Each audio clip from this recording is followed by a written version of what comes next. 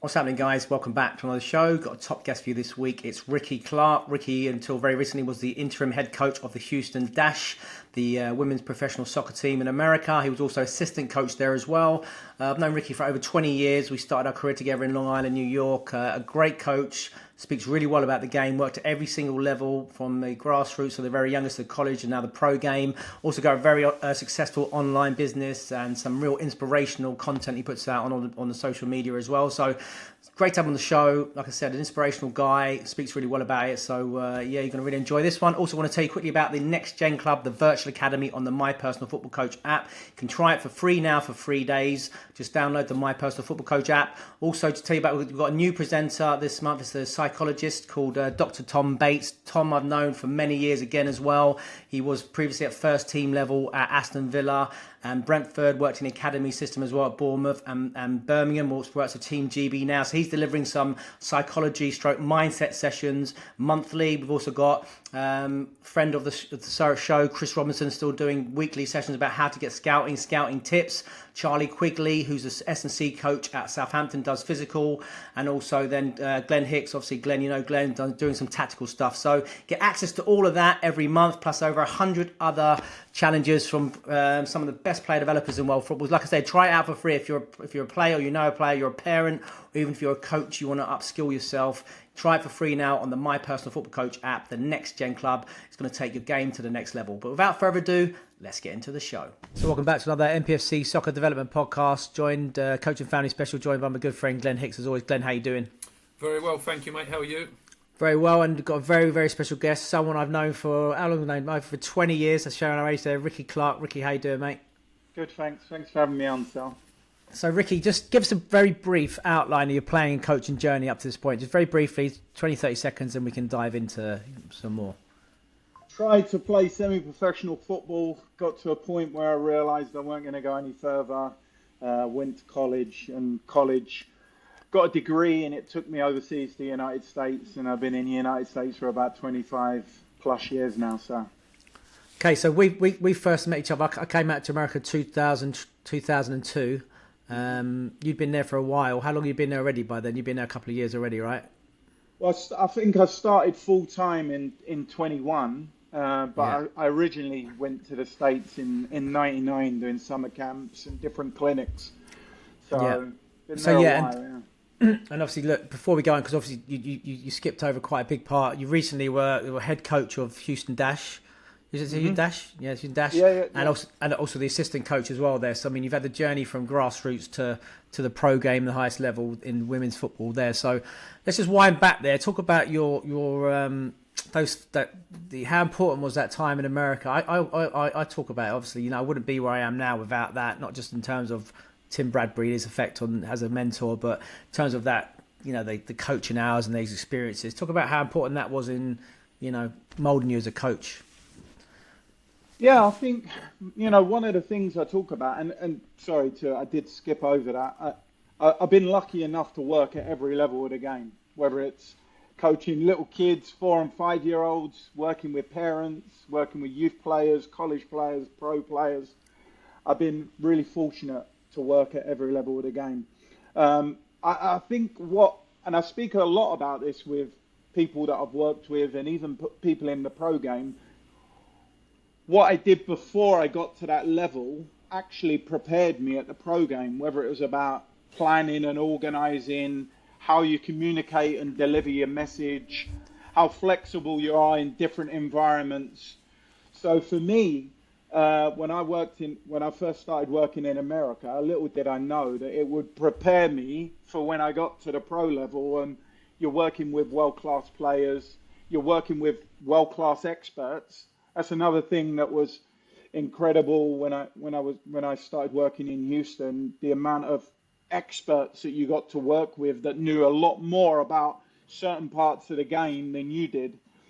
So I've been really fortunate, and America and New York and the company that we both used to work for was a big part of that. They were all part of building the foundations of perhaps where I am today. And I always say that coaching's like an ongoing journey. You never really arrive.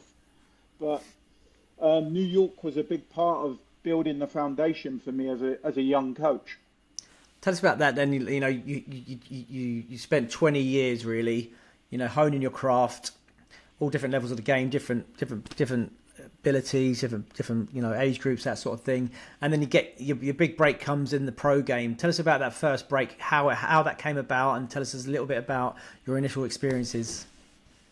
Yeah, like I said, worked at every level of the game. I was in a youth organisation, and then a friend of mine, a colleague who I've known for 20 plus years here in the States, become a head coach in Houston. So I decided to go there as his assistant and worked closely with him for a year. He moved on to a new opportunity, and I stayed on in Houston as an assistant for a second year. And there was an opportunity during the season, an unfortunate opportunity where the head coach had to step aside. Initially, I moved in just as an interim coach and took over the team halfway through the season.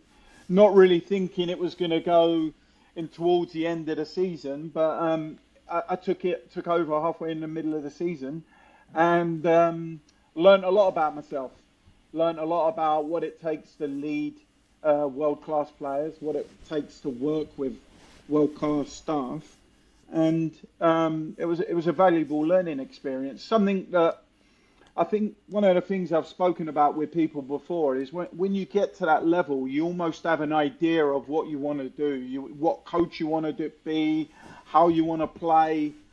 And the reality is that you get to that level, and then there's situations around you, and you have to be flexible. So it goes back to what I was saying before about working in the youth sector, about how you have to be flexible and adaptable to different environments.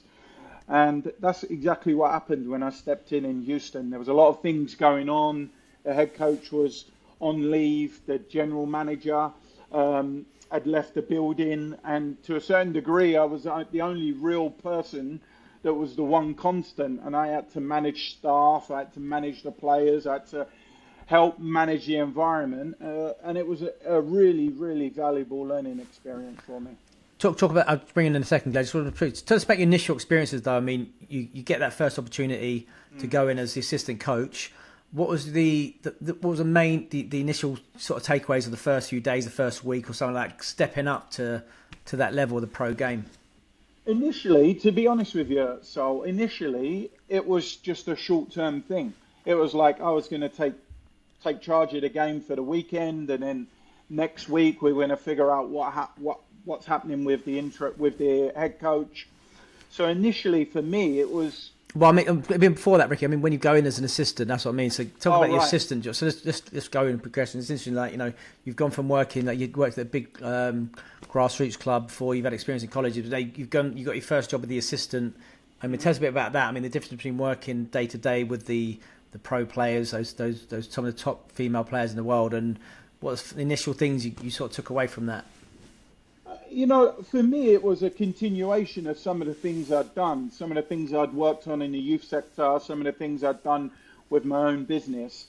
But as an assistant, you step in and you're really being guided by the head coach. I was fortunate that the head coach, I had a really good relationship with him, knew hitting the ground, what he was looking for, what his philosophy was, the things that he wanted installed right from the start. And my job as an assistant was to help him on the practice field, whether that was designing part of the warm-up, whether that was taking a unit in the training session and working specifically with a certain area of the game.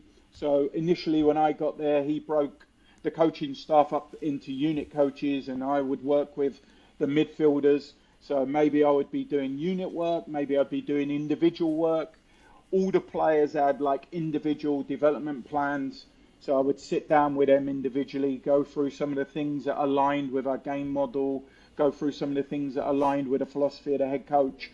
And I would look at planning the things that they thought they needed to get better at. So it was a collaboration, but the things that they needed to get better at and the things that perhaps the head coach wanted to see more of them. And then that was my job when we went onto the practice field to reinforce those things. So even if it was doing unit work or individual action plan exercises, or maybe it was just we were in an 11v11 situation, and during a break I pull one of them aside and say, hey, remember, we're looking for you to open up every time you receive the ball, open up and break the lines with a pass. So my job was really to reinforce all the little things that the head coach was looking for and asking for. And then maybe there was opportunities initially, I didn't do it, but as my confidence grew, working with a group and the group got to know me, doing presentations, like we would do game reviews. So the game would be broken up into attacking game review, defensive game review. So I would take a part of that and present that to the group. So it was really a little bit of everything. I was very fortunate that I had a great relationship with Sam. So Sam let me do a lot right off the bat. And I think just that confidence of working with the players, standing up and talking in front of the players. And also, when you stand up and talk in front of world-class players, they also have questions. So you have to be able to manage yourself in that environment. How do you respond? Can you respond with difficult questions being answered to you? So it was for me, it was a really great, a great step into the pro game, if that makes sense. Just being given a lot of flexibility and responsibility right off the bat. Dan, you want to come in? Yeah, it's interesting, Rick, to listen, because we've heard a lot recently about first team managers and their values, whether it's Ange Postecoglou getting bashed over the head, and I am a huge fan of Ange Postecoglou, massive. Or Ruben Amorim, taking the reins as a very young coach at the mighty Manchester United, and apparently it's all his fault that it's falling apart the last 12 games, not the previous 12 years before that and the chaos. But I think it's really important about this whole values thing and taking it into senior football. You can only be what you are and who you are. And I look back in Premier League years, and I don't know if anyone's watched it, but I watched the Alex Ferguson thing over Christmas, and I find it fascinating. And he's changing leadership. Everyone thinks he was the same thing all the way through, but you watch him at Aberdeen, and they win a cup final, and he's angry, and they all go home angry because he says that was a disgrace. That's not an Aberdeen team. Our standards and expectations were set long before. And then you see him by the end of it in 2013 in his last year, a totally different and changed man, embracing so many different coaches and styles. And like you said there, as an assistant coach, you've got to know that you're there to serve the first team coach and the team. But adaptability was one of Ferguson's greatest traits. And adapting doesn't mean like completely changing your style. It could be little tweaks here and there. But I admire Tony Pulis for as much as what he is as I do Pep Guardiola, and I genuinely mean that as well, because one thing that Tony Pulis was, he was Tony Pulis, and he was great at doing what he was doing. And I'm going off a bit of a tangent here, but for me, it's interesting you say about you going into the first team level and you're basically being who you are. You kind of you're building on who you are and everything you've been, because I think it's a really topical thing at the minute, especially with people really bashing people that are trying to be a little bit different, or having the courage of their convictions, like Ange Postecoglou. And I'd say the same to all youth coaches. You're going to get a lot of noise, especially if you're doing something different, especially if you're doing something actually quite positive. There'll be a bit of envy and stuff like that as well. So that was really interesting to hear that, Rick, that you're actually taking it into your senior football as well.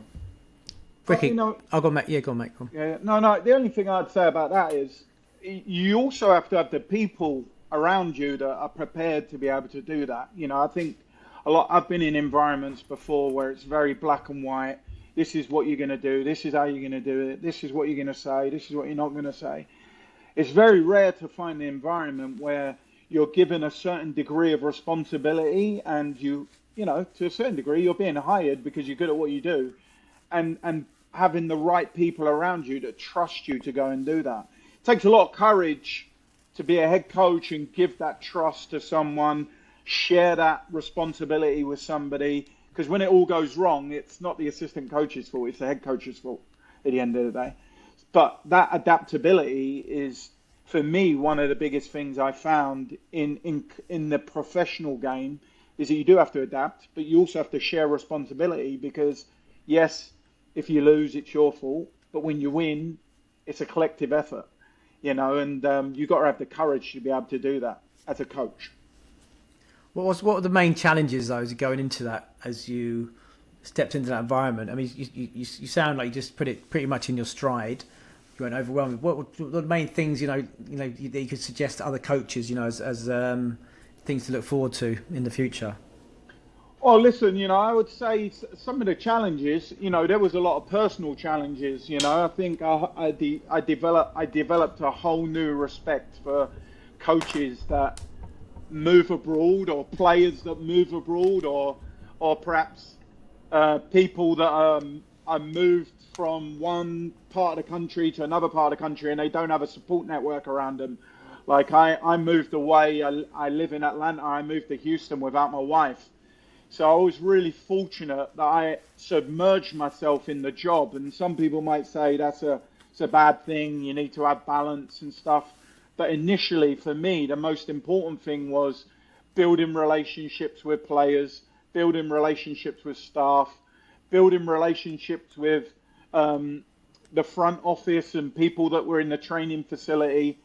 And that's what I really tried to do from the get-go. And, that allowed me to be more comfortable, whether it was walking into a presentation room, whether it was stepping onto a field. And that's one of the things I would encourage people to do, not just go there and put your head down and think about what a training session is going to look like. Really think about how you're going to build relationships within that environment. Because ultimately, there's going to be days when you need help. Ultimately, there's going to be days when things do go wrong. There'll be days when things go right, but the relationships you build are incredibly important for me, both on and off the field with players and with staff. Hi guys, hope you're enjoying the show. Just a quick one to tell you about the Next Gen Club Virtual Academy. We have a new presenter this month. It's Dr. Tom Bates. He's delivering psychology stroke mindset sessions to the online students at the Virtual Academy. Tom's got a very long successful career, worked at First Team at Villa and Brentford, also many academies as well, and Team GB, so delivering mindset psychology sessions. Also this month, Charlie Quigley, S&C coach at Southampton, Chris Robinson on tips how to get scouted, and our very own Glenn Hicks, a tactical sessions. You can now try the Next Gen Club Virtual Academy for free. So go to the My Personal Football Coach app, courses section, and try it out. There's over 100 other challenges there. So if you're a player or you're a parent of a player, aspiring pro, or someone who wants to get better, or you're a coach, you want to upskill yourself, this is not to be missed, and you can try it out for free. Now let's get back to the show. So tell us then about, Ricky, then that transition, exciting transition you had then from going from, you've gone relatively recently into the program, you've gone from assistant coach to head coach, one of the top teams in America and working with some of the best players in the world. Yeah, for me, it was a gradual progression, to be honest with you. Initially, it was only supposed to be for a certain amount of time until the head coach came back. But what happened was, over a longer period of time, that he was away from his job, and I took on all the roles that a head coach would take, and for me, it became, I would say it was a challenge initially. There was a lot of things. We never had enough coaches. There was an assistant coach that left at the start of the season. The head coach obviously wasn't there. So managing, walking onto the field with a full roster of players and just being the only coach on the field was an initial challenge for me. But once we got through that, I pretty much embraced the role of what a head coach looks like. And I think, going back to some of the things Glenn spoke about, you try and bring, your personality to what you want the team to look like, what you want the training sessions to look like, what you want the people who you're working with, the players that you're working with, what you want them to feel. And in a short space of time, I learned a lot. I learned a lot about myself. I learned a lot about perhaps the way that I manage and structure training sessions, how I manage and work with individuals, and then how I manage and work with a collective group. We had like 15 plus staff that went with the team at any given time. So you're managing 15 different personalities, let alone the players. We had a roster of 26 players, and you're trying to manage those. So all of a sudden you go from an assistant coach who's giving out little pieces and nuggets of information and how you want them to play, what you want them to do in different positions, to all of a sudden being in control of everyone, and I was very empathetic in the way that I approached the group initially, because there was a lot going on with them. So for me, it was trying to convey, I understood how difficult things were, but we're also a professional organisation. Our job is to turn up on the field and try and win games. So initially it was challenging, it was rewarding, it was all the things. over time, it built into something really different. Going back to the previous conversations I had about, you have an idea of how you want to play, you have an idea of how you want to coach and the person you want to be. And I think I found with everything that you have to manage, I started coaching and managing based on my values as a person. And those are the things that guided me in that short period of time when I was the head coach. Those are the things that guided me in those moments. But Dylan, tell us about me. Did you have an idea? Look, this is how I'm. Are you like Glenn mentioned? Ange and big. Ange Postecoglou. I don't know that one. Call him Ange, excuse me. But Mr. Ange Postecoglou, or like Amarin, where you had a very definitive way of playing, or did you go in and say, right, were you a bit more? I'm going to go around what the players have got. I'm just saying, did you change what was going on there? Was it like an evolution or revolution? If that sort of makes sense. It was a little bit of everything, to be honest. So we initially started with the head coach and his style of play, and the team was built around that style of play. And then we went through a period in the middle of the season where we had injuries, we had the Olympics, so players left, so we needed to make sure we used the entire roster. And then we went through a period of we weren't getting results. And I think I, over time, tried to stick to what the previous coach had done, tried to stick to what the technical director was asking. And then I got to a point where I was like, right, now it's time to change your system, change your mentality, change how we're going to play.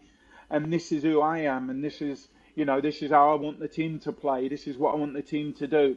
And that, I think that part's really difficult because you go from being in an environment where the team's used to playing a certain way, used to doing certain things, and you're reinforcing those objectives and principles to all of a sudden realizing it's not working and being able to have the self-awareness of stepping back and saying, we got to do something different here. We got to do what I think's right, and this is how we're going to do it. And that's what we did. Halfway through the back end of the season, we changed our system. We perhaps didn't get the results that we were justified in the way that we played, but the style and the approach and the mentality that we brought to the game was perhaps completely different to the start of the season. Fantastic. Yeah, Glenn, you want to come in? Yeah, it's interesting because it's interesting Ricky said about being guided by your values and stuff. And it all comes back to we can only be who we can be. Everyone else is taken kind of thing. Do you know what I mean? Yeah. And I've really enjoyed hearing when Postecoglou and Ruben Amorim are sticking to their principles. And again, if they die on their sword, they die on their sword. And I think it's a really good message to give to developers, full stop. Because I think when I hear Ruben Amorim talk, so I may be miles off here, but as a developer, I hear someone trying to develop something, but then being really constrained. Even if it's the point where, so if we just look at modern day football, I know we're going away from youth development right now, but if you look at modern day football at the top end, actually man management on match days is probably going to be the most important thing, because the calendar that you hear Ruben Amorim saying, we hadn't much time on the training pitch, and not getting to coach. And I can hear a bit of a frustration coming out in him, because if you are a developer, or like Ricky and Mickey Bill before, who's gone from youth development into first team football, and you actually really want to develop something and you want to make something sustainable, like Alec Ferguson's documentary, again, it took him 4 or 5 years to get to over that first little FA Cup, over the tipping point. And I think the skill of developing is becoming a little bit obsolete, because you almost have to go in and be a firefighter, or you have to be someone that can patch something up, because you're looking and thinking, hang on a minute, I've got 12 months here. I've got 11 or 12 months is the shelf life of a manager, and I don't care who you are. You only have to be in football a little while to know that you can't develop anything in 12 months. You can lay the foundations, you can start to get things in motion. You can definitely, people would come back at me there and go, well, what about Arne Slot? No. Arne Slot is standing on the shoulder of a giant.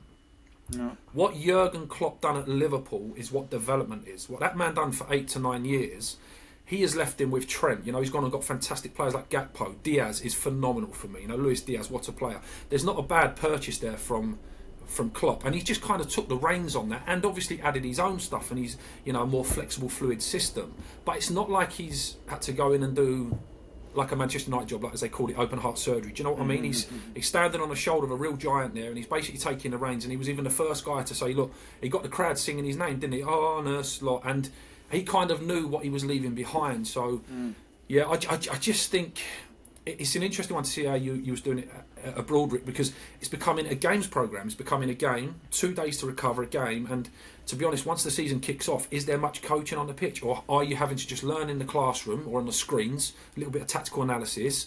Can't put your body through the rigours of training, and guys, we're just going to have to learn on the job. And people have got to start to appreciate that players are learning, or coaches are developing on the job. That means in game.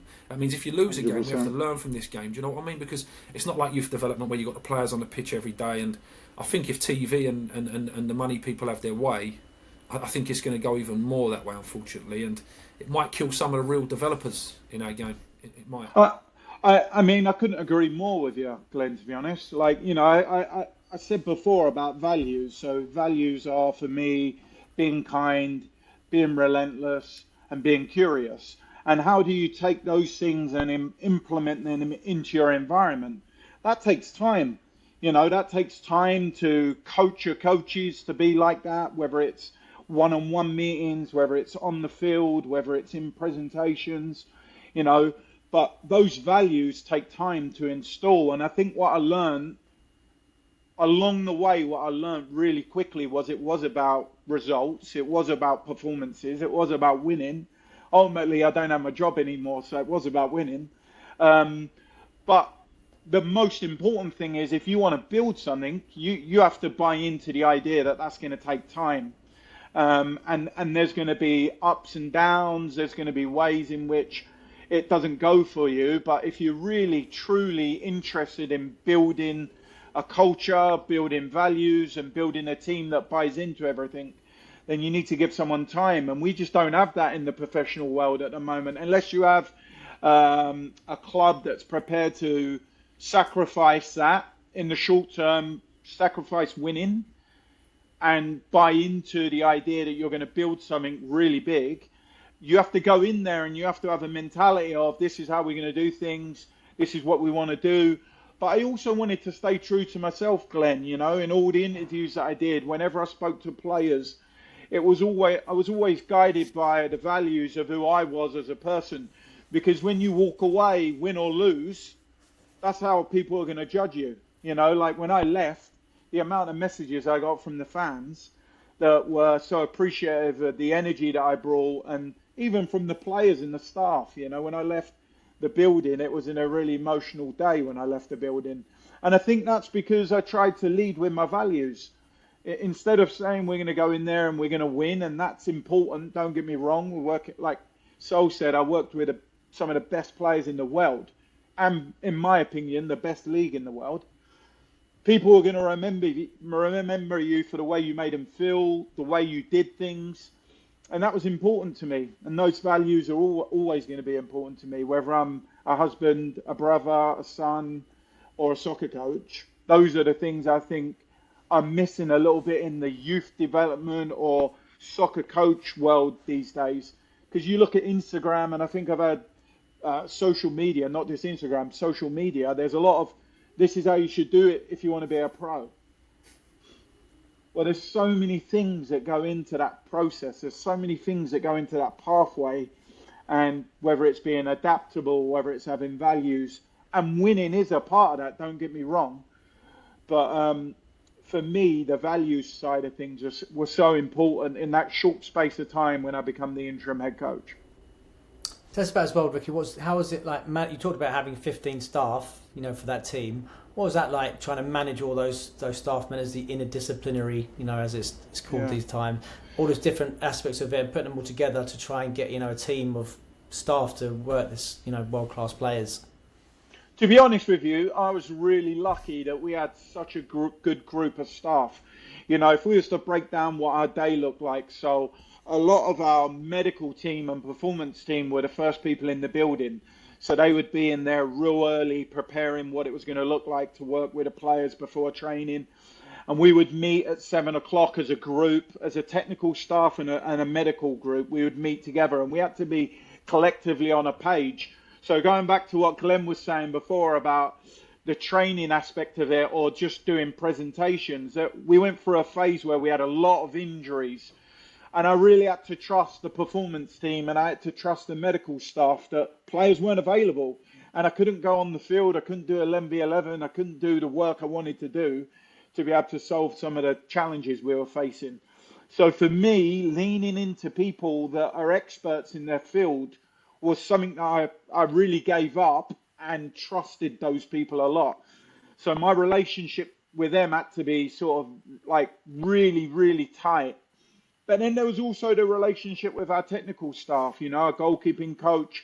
I was fortunate enough to have 2 assistant coaches come in with me towards the end of the season, where I also lent into them a little bit and gave them responsibility on the field, whether it was running training sessions, whether it was doing individual work with players, whether it was doing individual action plans with players. I really gave them a responsibility in that regard, because I felt and trusted that they were really, really good at their job. We had an analytics department, and when you break down all the hours of the day that you're responsible for as a head coach, you don't have 2, 3, 4 hours to sit down and just watch games. You just don't. So you have to trust the analytics department are going to bring you the pieces that you want. The most important thing is you tell them exactly what you need and what you're looking for. And there was a huge trust there as well, because a lot of time and effort went into that part of breaking games down, whether it was a game review, whether it was a scout, and who we were prepared for. So for me, that part was really important. And then there was obviously the pieces where we had an equipment department. They would be in charge of setting the field up. So our communication there was had to be incredibly clean. Session plans always went out the night before, so they were prepared first thing in the morning to set up the field, whether there was extra equipment that needed to be there. So it was really, you really have to be a communication vehicle. Once training was finished, we would then meet every day at 3 o'clock without fail to discuss everything that had gone on that day and what it would look like for the following day. So sometimes that meeting was maybe 10, 15 minutes. Sometimes it was 30 to an hour, and we would talk about players, talk about what the week looked like, talk about what the schedule looked like, talk about what the following day's training session is going to look like. And, you talk about the art of coaching and your craft. Sometimes there'd be a training session where you had 26 players. 6 of them were on a completely different schedule than everyone else. They were in exercise 1, 2, and 3. But then there was 2 players that were only in exercise 2 and 3, and 1 and 4, they were with the performance staff. So all of a sudden you're having to build these complex schedules and training sessions that were, what's the word I'm looking for, were an accumulation of information from everyone that you worked with, not just yourself. Oh, today I want to work on going into the final third, getting the ball out wide. Well, you'd have to make sure you've spoken with everyone on your staff before you built that training session, just to know exactly who was available. So I trusted my staff. I was lucky that I had a really supportive staff, and in return, I feel like they really brought into me and what I was trying to do as well. Tell us about then, obviously, you have a successful business, obviously, going into the pro game. You're at Grassroots, you created Ricky Master Coach. Tell us a bit about that. You've got a big following on social media, you support players, you support coaches, very successful business. Tell us about a little bit of that, and tell us how important or how difficult the social media side of that was. Well, look, Master Coach Online. It initially started Ricky Master Coach. I did a Master Coach diploma. And at the time, I wasn't that creative in the way I looked at what social media is today. So one of the modules was, you have to come up with a communication where you tell everyone what you're doing. And I was living in San Francisco at the time, so blogging was massive. So I was like, right, great, I'm just going to do a blog and call it Ricky Master Coach. And over time, Ricky Master Coach just tumbleweeded into something way more than I thought it was going to be. I interviewed coaches, players, did training sessions, podcasts, and it morphed into something bigger. And then when COVID hit, much like yourself, it exploded into doing online consultation with players, with coaches, with organizations. And now one of the challenges for me was how do I how do I grow that business? And my social media kind of took off. I was very inspired by a guy called Gary V. How you sell yourself online, not necessarily sell yourself, but how you bring value to people in what you're doing. And one day I went and watched him speak in a conference, and I think I had 1,000 followers on Instagram. And he said everything you needed to do to get more followers. And he said the problem is no one will do the things I told you to do. And I walked away and said, all right, I'm going to do everything he told me. Let's see where this goes. And I did that, and I ended up over with 100,000 followers on Instagram. And I try and use what I do as a coach to inspire other coaches. I mean, the powerful thing about social media is you connect with people throughout the world. I mean, I've had messages from people all over the world, as you probably get every day, Sol. And that for me is inspiring. It also has helped me learn as a coach. You know, it's a learning process. I think I said previously, one of the things I love about coaching is that you never arrive. You always have like this idea of when you become a pro coach that you've arrived. And then you become a pro coach and you're like, oh, there's so many things I can do here. There's so many ways in which I can grow. There's so many things I can improve on. And social media has done that for me. The conversations I've had with people, the people I've met that I would probably have never met if I didn't have social media and Master Coach Online. So as a business, it makes me a steady stream of money from a networking perspective. It's such an undervalued tool for coaches. You know, coaches talk to me all the time about, how do I get a job in the pro game? How do I improve as a coach? And I say, go and build a presence online. Go and network yourself online. And for me, going into the pro game, that was a challenge because there were certain things I obviously couldn't share. There's certain things even now that I can't share that I experienced and I went through. But it's such a powerful tool for young coaches to build a portfolio, build a presence, and connect with people that they'd probably never connect with outside of their own ecosystem that they actually live in and work in day to day. Interesting. Glenn? Yeah, it's an interesting one there, especially I think it's a thing that probably young coaches have embraced a lot more than maybe me, the ones with the bald heads and or whatever else that, you know, I'm not particularly interested in social media, but I am, like yourself, Ricky, interested in things that I can get access to and see on social media and things that you can read and stumble across that you wouldn't have ordinarily seen. Or like you said, Rick, it's a really important one for young coaches is as well as like the sharing whatever it is you're sharing out there, the connecting is a really big one. And like yourself, you know, I've probably had conversations with people and connected with people that, oh wow, you know, I've messaged them, they've messaged me, and all of a sudden you're striking up a kind of like a long distance friendship or colleagueship or whatever you want to call it, and again sharing ideas, having discussion. So it's a really important one for all coaches to embrace as well, of all ages as well, because I think it really does help that sharing of ideas. And it's interesting you say there, Rick, about that whole, and I think that's the one, again, especially youth coaches, you've got to embrace it. We all do go through these phases in you know, if we've been coaching 25 plus years like we all have, where you do think you know it, and yeah, you've got these absolute ideas, and that's it, that's the golden thing, I'm going to write a book and package it up, and then, like you say, something comes along, it provokes a thought. So that's a really good point you made there, Rick, and I think everyone's got to always know that you until the day you stop coaching, a bit like we said a few podcasts ago, so wasn't it, about the players never really stop developing. When you look at the real greats, like I watched Ronaldo step up, and people can say he's a bit deluded in the Ballon d'Ors the other day, and he said, I want to compete with the young ones, and he's looking out at the crowd at Lamine Yamal, and he's like 40 years old, but I genuinely believes he means it, whether he thinks he's Peter Pan, or like Zlatan thought he was Benjamin Button, and he probably genuinely did. They're always evolving, they're always changing and adapting, because that is maybe one of their super strengths as well. So it's refreshing to hear about that, and how open you've been to adapting, stepping into the senior game as well, Rick. We had a player at Houston. She'd won a gold medal, played an enormous amount of times for her national team, played at every level, played in England, played in Germany, was playing for us. She is the first person in the building every day, stretching, taking care of herself, doing extra work.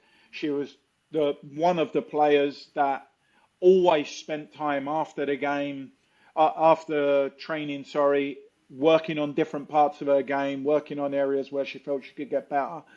So for me, the best players, the players that realize that they never stop learning, are the players that are the most successful. And that goes as coaches, like I just think as coaches, I mean, there's things I've taken today from this conversation that I'm like, I'm gonna think about that. I'm gonna look at that when I go back and look at some of the work I'm doing now, So I think it's for me, it's one of the things I love about coaching. You never arrive. And so, what's next for you then, Rick? That's a question my wife keeps asking. So, I think it goes back to the things that I've just spoken about. When you're sort of in this environment, you try and use the network that you built. And for me, going into the pro game, it built a completely different network for me.